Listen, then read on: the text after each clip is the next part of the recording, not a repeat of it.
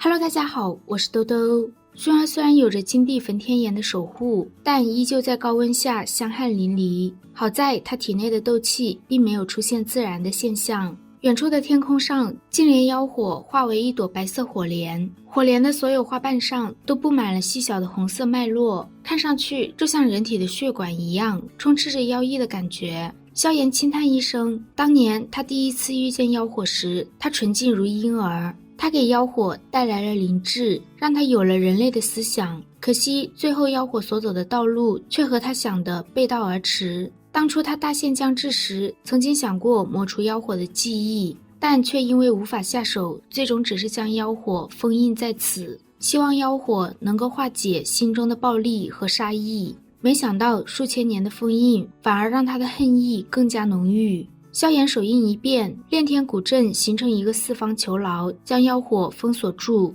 既然是他让妖火变成现在这般模样，那就让他来结束这一切。他会取走自己赋予给妖火的灵智和记忆。净莲妖火疯狂地攻击着四周的火幕，但炼天古阵吸收了数千年的能量，不管妖火多努力，都无法冲开大阵。一丝丝血色雾气被缓缓逼出妖莲的本体。净莲妖火凄厉的惨叫声响起，他的心中开始恐惧，若是灵智和记忆尽数被抽离，那他算是真的死了。血雾急速涌出，妖火被逼出本体，化为人形出现在妖莲上空。他想要再度钻回本体，却被净莲妖圣用火牢困住。脱离了本体的妖火力量不足1/10，根本无法和净莲妖圣抗衡。他连忙跪下身，冲着净莲妖圣求饶，说自己以后一定改。净莲妖圣轻叹一声，他钻出萧炎体内，飘进火牢之中。他轻轻抚摸着妖火的脑袋，脸上出现一抹慈和的笑容。净莲妖圣一直视妖火为自己最亲近的人，也并不恨他当年的反噬。妖火猛地抬头，我恨你！他浑身的血雾爆开，将净莲妖圣包裹住。面对妖火的轻视，净莲妖圣的脸上涌现一抹淡淡的悲凉。这般模样，就如同那一日。妖圣的手掌缓缓握拢，既然如此，那他们就一起永远地消散于天地间吧。火阵尽数崩溃，萧炎一把搂住薰儿，急忙暴退。等到风暴散去，薰儿指着下方的岩浆海域，惊喜地叫着：萧炎哥哥，你看！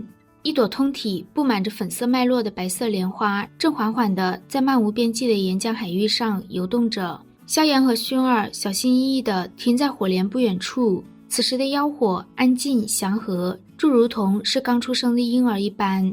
萧炎的脸上满是火热，这若是之前暴虐的妖火，他怕是还不敢将其炼化，但现在这种担忧荡然无存。净莲妖圣将妖火中的负面情绪完全剥离，留给萧炎的是一个充满灵性、精纯到没有丝毫污染的妖火。薰儿说这里的空间通道已经消散，以他们现在的能力无法撕裂这里的空间。萧炎觉得这反倒是件好事，既然暂时出不去，那他便在这里炼化净莲妖火。他们若是带着妖火本源出去，必会引来无数人的垂涎。即便他能跟着薰儿前往古族避难，也会给天府联盟带来大麻烦。而妖火空间是净莲妖圣亲手创建，即便是薰儿的父亲都无法轻易闯入，所以这里将会是他炼化妖火最佳的地方。而且紫妍和他有着龙印感应，药老他们在外面也不会太过担心。薰儿点点头，问萧炎打算何时动手。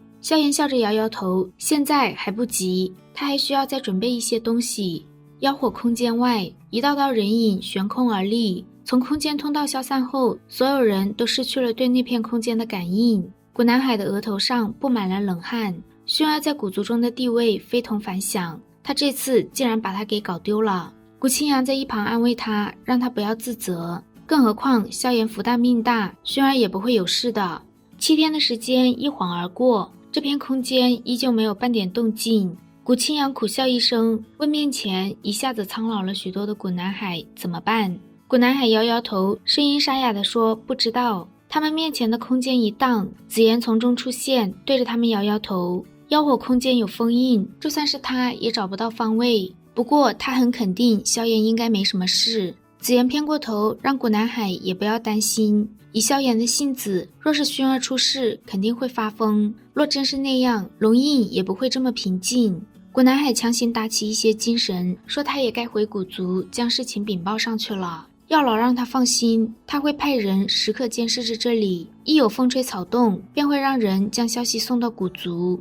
萧炎缓缓睁开双眼，这一天他已经等了10几年。他在妖火上方布置了严寒大阵，这种寒气是温度高到某种层次后衍生出来的东西，能够对净莲妖火产生一定程度上的压制。萧炎向薰儿解释完后，便开始动手炼化净莲妖火。净莲妖火在严寒大阵的作用下，花瓣上铺上了一层薄薄的寒霜。萧炎拿出一个粉红玉瓶，一团淡红色的液体掉入妖火之中。这个液体名为醉妖涎，有着极强的麻醉效果。萧炎并不指望他将妖火彻底麻醉，只是想要借助它让妖火处于慵懒的状态，这样也算是能将妖火的力量降低一些，多增加一点炼化成功率。做完这2步，萧炎取出早就准备好的9阴黄泉丹。9阴黄泉丹在接触到妖火时飞快融化，一股股白雾源源不断地从妖火身体上升起。萧炎深深吐出一口气，他对着薰儿点点头，然后出现在妖火面前。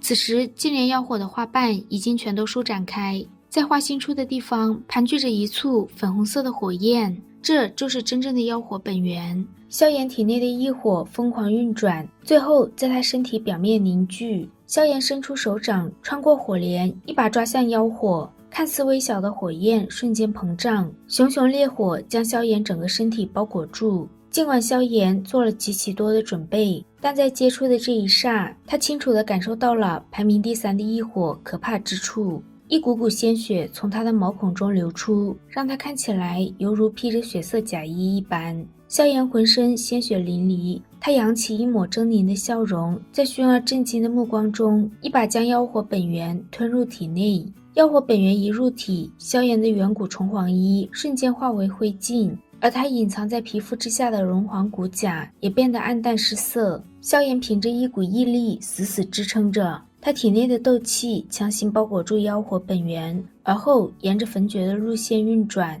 伴随着妖火本源的剧烈挣扎，萧炎体内一些相对比较脆弱的经脉化为灰烬，甚至连一些骨骼都出现了软化的迹象。看着在火焰中几乎缩水了一半，疯狂嘶吼和挣扎的萧炎，薰儿死死地咬着红唇。萧炎的每一次低吼都如同刀割在他的心间一般。看到萧炎的身体越来越破败，薰儿明白他一个人根本无法承担净莲妖火的力量。他抹去眼角的泪水，金色的火焰从他体内涌出。随后薰儿直接投入那团将萧炎折磨得生不如死的火焰中。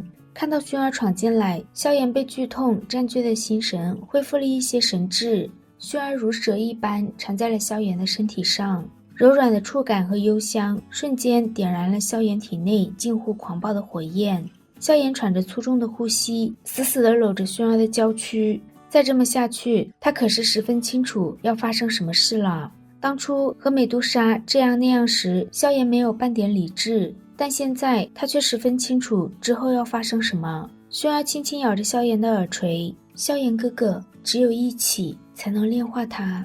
这句话让萧炎双眼赤红，顿时这片天地春意盎然。金色火焰和紫褐色的火焰互相攀扰，抵御着妖火的入侵。在薰儿的帮助下，萧炎原本破败的身体也逐渐修复过来，净莲妖火释放的能量也被他们俩慢慢的吸收。萧炎的体内正以一种缓慢的速度炼化妖火本源。随着时间的流逝，他们的身体外逐渐出现一个拥有着金色、紫褐色以及粉红色的3色火圈，其中粉红色占据着绝大多数的面积。终于在某一日，3种颜色完美的各自占据了1/3的地域。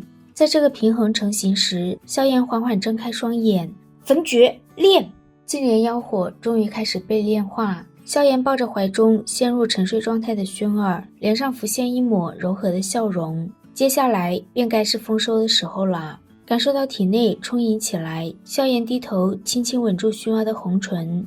浩瀚无匹的能量如同潮水一般疯狂涌进薰儿体内，薰儿的身体在吸收这股能量后，又会将遗留的一些传回萧炎体内。